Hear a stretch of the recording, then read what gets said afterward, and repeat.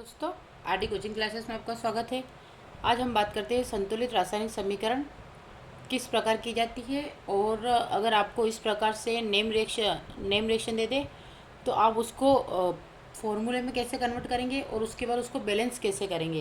क्योंकि नॉर्मली हमें दे देते तो हम संतुलित तो कर लेते हैं, इक्वेशन को इक्वल तो कर लेते हैं, बट मेन कंडीशन यहाँ पे आ जाती है कि हमें इस प्रकार से नाम दिया गया, ना तो हमें फॉर्मूला पता है ना कुछ नहीं, तो हम इसको इक्वल कैसे करेंगे।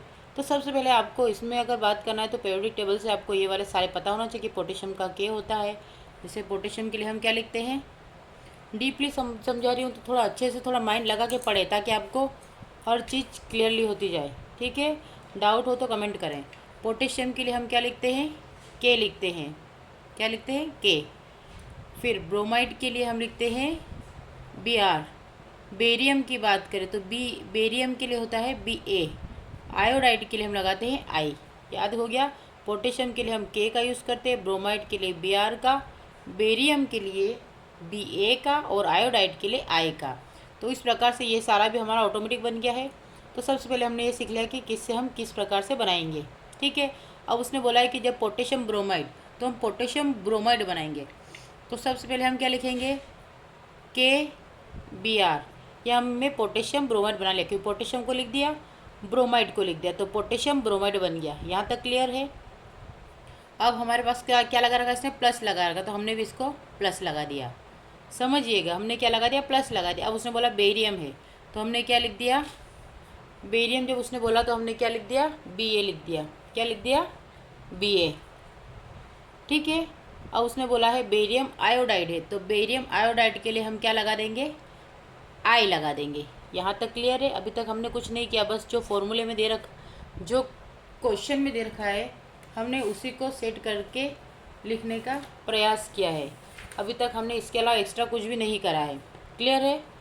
ठीक है, आपने के बी आर तो पोटेशियम ब्रोमाइड, और बेरियम आयोडाइड तो बेरियम आयोडाइड। उसके बाद ये वाला एरो बनाया गया है, तो आप बहुत सारे बच्चे छोटा सा एरो बनाते हैं, यहाँ से यहाँ तक का छोड़ देते हैं, तो ये एक सबसे बड़ी आपकी मिस्टेक है। तो आपको यहाँ से इस एरो को थोड़ा बड़ा ही बनाना है, यानी कि ये अभिकारक दोनों मिलकर उत्पाद का निर्माण करते हैं। अब यहाँ पे बोला है पोटेशियम आयोडाइड, तो पोटेशियम आयोडाइड के लिए क्या हो जाएगा, के और आई हो जाएगा। क्या हो जाएगा, के आई हो जाएगा। यहाँ तक क्लियर है। और फिर आता है हमारा बेरियम ब्रोमाइड, तो बेरियम के लिए बी ए, यहाँ से बी हमारा इसे, और ब्रोमाइड के लिए हम क्या लिख देंगे, बी आर। यहाँ तक बिल्कुल सबको क्लियर है। ठीक है, अब हम आगे बढ़ते हैं, है ना। हमने बिल्कुल नाम से सीखा है, हम बिल्कुल बेसिक से, इससे ज़्यादा बेसिक में हम कुछ नहीं कर सकते हैं, ये सबसे ज़्यादा बेसिक है। अब यहाँ पे हम क्या करेंगे, यहाँ पे के बी आर दे रखा है, बी आर, और हमें पता है कि जब हम इसका करते तो यहाँ पे जो ये होता है ये 2+ चार्ज रखता है, और आयोडीन जो होता है ये माइनस का चार्ज रखता है, क्योंकि ये हेलोजन तत्व है। तो इसके पास -1 होता है, इसके पास 2+ होता है, तो क्या इन दोनों का कॉम्बिनेशन बन पाएगा, नहीं बन पा रहा है। तो इन दोनों का कॉम्बिनेशन बनाने के लिए हमने यहाँ पे क्या कर दिया, क्योंकि इस दो के साथ इस एक का कॉम्बिनेशन नहीं बनेगा, तो हमने इस एक को क्या बना दिया, 2 बना दिया। तो हमने क्या लिख दिया, यहाँ पे 2 लिख दिया। आगे समझ में, तो हमने क्या लिख दिया, 2 लिख दिया, तो हमारा क्या हो जाएगा, I2 हो जाएगा। तो जब यहाँ पर हमारे पास आयोडीन कितने आ गए, आयोडीन इधर 2 है। अब इधर आयोडीन की बात करते हैं, हमारे पास आयोडीन कितना है, 1 है। तो इस 1 को 2 बनाने के लिए हम क्या करेंगे, इसके आगे 2 लगा देंगे। यहाँ तक क्लियर हो गया। तो आपका यहाँ 2 आयोडीन, यहाँ पे भी 2 आयोडीन। ठीक है, अब यहाँ पे बात करते हैं बी ए की। यहाँ पे बी ए दे रखा है आपके पास 1, और यहाँ पे बी ए 1, तो ये आपका बी ए क्या है, आपका दोनों इक्वल है। क्लियर है। अब बात करते हैं पोटेशियम की। तो यहाँ पे पोटेशियम कितना है, 1 है, और यहाँ पे पोटेशियम कितना है, 2 है। तो इस 1 को 2 बनाने के लिए क्या करेंगे, यहाँ पे हम 2 लिख देंगे, मतलब यहाँ पर आप क्या कर देंगे, 2 लिख देंगे। क्लियर है। तो इस 2 को 2 बनाने के लिए आपने इसके आगे 2 लिख दिया। अब 2 लिखा, यहाँ पे क्या कितना दे रखा है, बी आर 1 दे रखा है, जबकि बी आर अगर इसके हिसाब से बात करें तो 2 के, और तो 2 बी आर भी हुआ। तो अब यहाँ पे हमारे पास बी आर कितना है, 1 ही है। तो यहाँ पे 2, तो इसको 2 बनाने के लिए क्या करेंगे, 1 और जोड़ देंगे, तो 1 और 1 कितना हो जाएगा, 2। तो ये 2+ का कॉम्बिनेशन, ये -1 का, तो -1 दोनों हो जाएंगे माइनस। ठीक है, तो -1 का बना देगा, प्लस का 2 हो जाएगा। क्लियर है। तो ये कॉम्बिनेशन बन गया आपका। यहाँ तक क्लियर हो गया। तो इस प्रकार से आपको इस रिएक्शन को इक्वल करना भी आ गया, किसका क्या सिंबल होता है वो भी पढ़ना आ गया, और किस प्रकार से इसके आवेशों को हम रिप्लेस करके एक दूसरे के साथ एडजस्ट करते हैं, संतुलित करते हैं, वो भी आपको आ गया है। अब हम नेक्स्ट एग्जांपल के द्वारा इसको अच्छे से समझने का प्रयास करेंगे, साथ में आप भी करते जाए ताकि आपका बेस क्लियर होता जाए। जिंक कार्बोनेट, तो जिंक के लिए मैंने सीखा आपको क्या लिखते हैं हम, Zn। कार्बोनेट के लिए हम क्या लिख, पहले हम देख लेते हैं जिंक के लिए और कार्बोनेट के लिए हम लिखते हैं CO3 लिखते हैं। यहाँ तक क्लियर हो गया है, कार्बोनेट के लिए CO3। अब जिंक के लिए वापस हमारे पास क्या है, Zn, और ऑक्साइड के लिए क्या है, O। क्या आएगा, O आएगा। अब कार्बन डाइऑक्साइड, तो कार्बन डाइऑक्साइड तो आप सब जानते हैं CO2। क्लियर है। अब हम इसको सेट करेंगे। तो सबसे पहले आपको दिया है जिंक कार्बोनेट, तो आप क्या लिख देंगे, ZnCO3। लिखने का पैटर्न यही होना चाहिए, छोटा बड़ा नहीं, बहुत सारे छोटे लिख देते हैं, छोटा गलत माना जाएगा। ठीक है।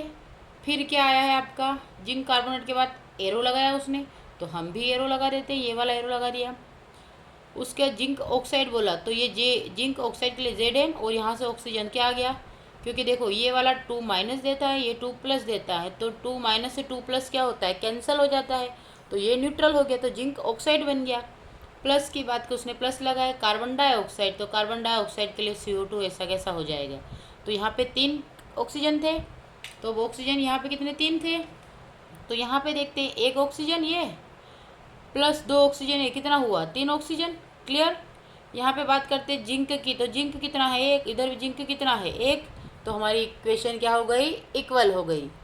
आई होप यहाँ तक आपको क्लियर हो गया होगा। हम बहुत सारे एग्जाम्पल लेके आई हूँ ताकि आपको किसी भी किस्म का कोई भी डाउट ना रहे, बस आप समझे, अच्छे से पढ़े और अच्छे से इस टाइप के क्वेश्चंस के सारे नंबर कवर करें ताकि आप अच्छे परसेंटेज प्राप्त कर पाएँ। अब बी के बाद देखेंगे हम सी वाला, तो इसमें भी इसी प्रकार से करेंगे। सबसे पहले हम करते हैं हाइड्रोजन, तो हाइड्रोजन के लिए हम क्या लगाते हैं, H। इंग्लिश हो या हिंदी हो, नाम सेम चलता है, बस मैंने यहाँ पे हिंदी में लिखा है, आप इंग्लिश में लिख लीजिएगा। ठीक है। क्लोरीन के लिए हम क्या लगाते हैं, Cl। हाइड्रोजन के लिए फिर H लगेगा और क्लोराइड के लिए Cl लगेगा। क्लियर है, यहाँ तक सबको परफेक्ट है। ठीक है। अब उसने बोला हाइड्रोजन की रिएक्शन, तो हाइड्रोजन के लिए हमने H लगाया, की रिएक्शन उसने क्लोरीन से करवाया, हमने Cl लिख दिया, फिर एरो लिख दिया हाइड्रोजन क्लोराइड, तो HCl बना दिया। यहाँ तक क्लियर है। अब HCl बन गया, तो हम चाहे तो इसको और अच्छे से करने के लिए हम क्या कर सकते हैं, तो यहाँ पे हमने H2Cl2, तो बेस वाला आगे चला जाएगा, तो 2HCl बन गया। क्लियर है। ये तो बहुत आसान था और मैंने समझा भी रखा है पिछले वाले लेक्चरों में। तो आ गया, जब हाइड्रोजन की रिएक्शन क्लोरीन से होगी तो हाइड्रोक्लोरिक अम्ल बनता है। फिर नेक्स्ट की बात करते हैं, मैग्नीशियम है ना, क्या है, मैग्नीशियम हाइड्रोक्लोरिक अम्ल, तो मैग्नीशियम के लिए हम क्या लगाते हैं, Mg, और हाइड्रोक्लोरिक अम्ल के लिए हम HCl। अभी जस्ट HCl बनाया, मैग्नीशियम के लिए Mg और क्लोराइड के लिए Cl, फिर आपका हाइड्रोजन आ जाएगा। ये तक क्लियर हो गया आपका। अब यहाँ पे कॉम्बिनेशन समझना, क्योंकि जो मैग्नीशियम होता है ये कितना चार्ज रखता है, 2+। यहाँ पे ये हाइड्रोजन रखता है +1 और क्लोरीन रखता है -1, तो ये दोनों बैलेंस है। मैग्नीशियम की बात करते हो, मैग्नीशियम रखता है 2+ और Cl रखता है -1, तो क्या इनका कॉम्बिनेशन बना, नहीं बना, यहाँ पे हमें एक एक्स्ट्रा चाहिएगा, वैसे हाइड्रोजन का +1। अब रिएक्शन को करते हैं, जब आपने मैग्नीशियम की रिएक्शन किससे कराई, HCl से करवाई, किससे करवाई, HCl से करवाई, तो आपका MgCl क्या बनेगा, क्योंकि 2 के साथ में 2 चाहिए, यहाँ पे तो 1, इसको हम क्या कर देंगे, 2 कर देंगे, तो MgCl2 बन जाएगा। क्लियर है, क्या बनेगा, MgCl2 बन जाएगा, प्लस आपका यहाँ से अगर ये Cl2 बना तो यहाँ पे 2 लगाना पड़ेगा, तो जब यहाँ पे 2 लगा तो 2 क्लोरीन, तो आपका क्या हो जाएगा, H2। तो Mg एक था, Mg1 के Cl2 2 है, तो दो हाइड्रोजन थे तो बाहर निकल गए, तो ये हो गया MgCl2। क्लियर है। फिर नेक्स्ट क्वेश्चन की बात करते हैं, और आप भी करते रहे हैं ना मेरे साथ, ताकि आपको क्लियर होता जाए। मान लीजिए मैंने ये वाली रिएक्शन करवाई, इसमें क्या होगा, बेरियम क्लोराइड। जब बेरियम क्लोराइड, तो बेरियम के लिए मैंने जस्ट बताया था, क्या बताया था, अब तो आप बता देंगे, बेरियम के लिए Bs, क्लोराइड के लिए Cl, पोटेशियम के लिए K, सल्फेट के लिए SO4। बराबर लगाना है, क्या लगाना है, बराबर लगाना है, चेंज नहीं करना है। तो बेरियम के लिए Ba, सल्फेट के लिए SO4, पोटेशियम के लिए K, क्लोराइड के लिए Cl। यहाँ तक क्लियर हो गया। अब बात करते हैं बेरियम क्लोराइड की, तो BaCl। अब मैंने बोला था कि B क्या करता है, Ba2+ चार्ज देता है, ये -1, तो दोनों का कॉम्बिनेशन बना नहीं बना, तो Ba अकेला है 2 प्लस के साथ, ये एक माइनस के साथ, तो यहाँ पे हम इसको Cl2 कर देंगे, तो BaCl2 हो जाएगा। यहाँ तक क्लियर हो गया। फिर इसकी रिएक्शन, अब BaCl2 हो गया, फिर इसको आगे करवाएंगे, तो पोटेशियम सल्फेट। तो पोटेशियम के लिए हमारे पास यहाँ पे सल्फेट जो होता है 2- देता है और पोटेशियम प्लस का 1 देता है, तो यहाँ पे -2, यहाँ पे +1, तो एक और चाहिए, तो हम क्या कर देंगे K2, तो ये 2 हो जाएगा, तो K+1 क्या हो जाएगा, प्लस का 2, तो K2 हो जाएगा। क्लियर है। और SO4, ये आपका यहाँ तक का काम कंप्लीट हो गया।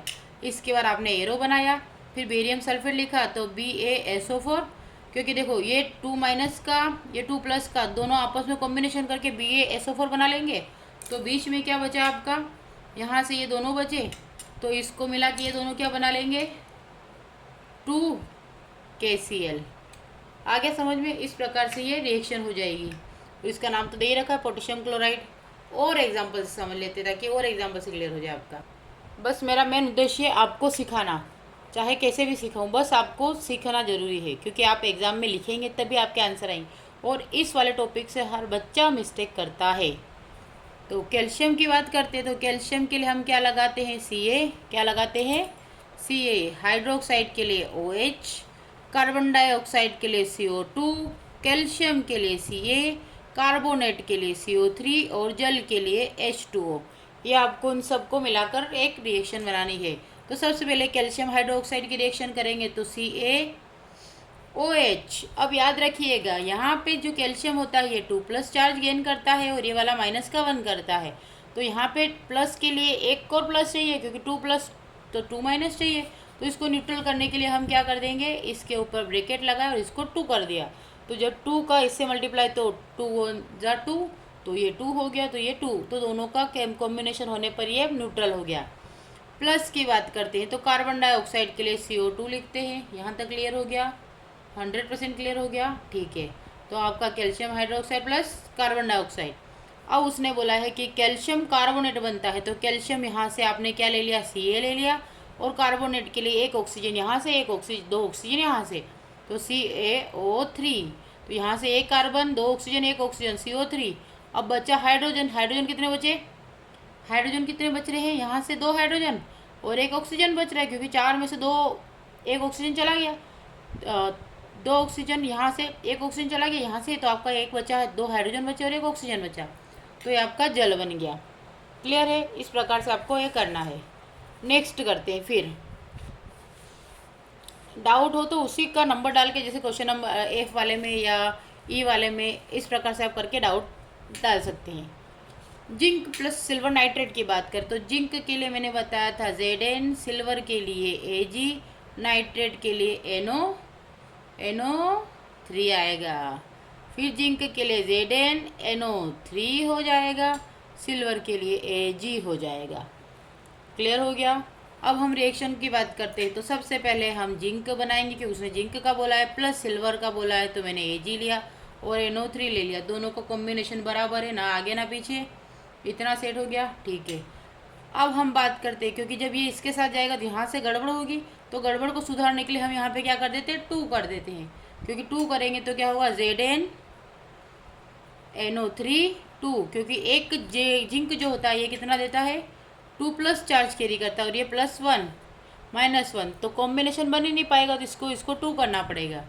प्लस आपका क्या दे रखा है, सिल्वर, तो सिल्वर Ag जो है बाहर निकल जाएगा, कौन सी फॉर्म में, 2, तो 2Ag बाहर निकल जाएगा। फिर आता है आपका aluminium plus copper chloride reaction करके एल्यूमिनियम क्लोराइड प्लस कॉपर बनाता है। तो ये आपके लिए होमवर्क है, आप मुझे कमेंट में करके बताइएगा कि इसका आंसर किस प्रकार से आता है, पूरी रिएक्शन को भेजिएगा। थैंक यू फॉर वॉचिंग, और लाइक करना, शेयर करना, सब्सक्राइब करना ना भूलें, ताकि मैं इसी प्रकार की और मोटिवेशनल और आपको स्टडी को आसान बनाने वाले लेक्चर बनाना जारी रखूं। Thank you for watching.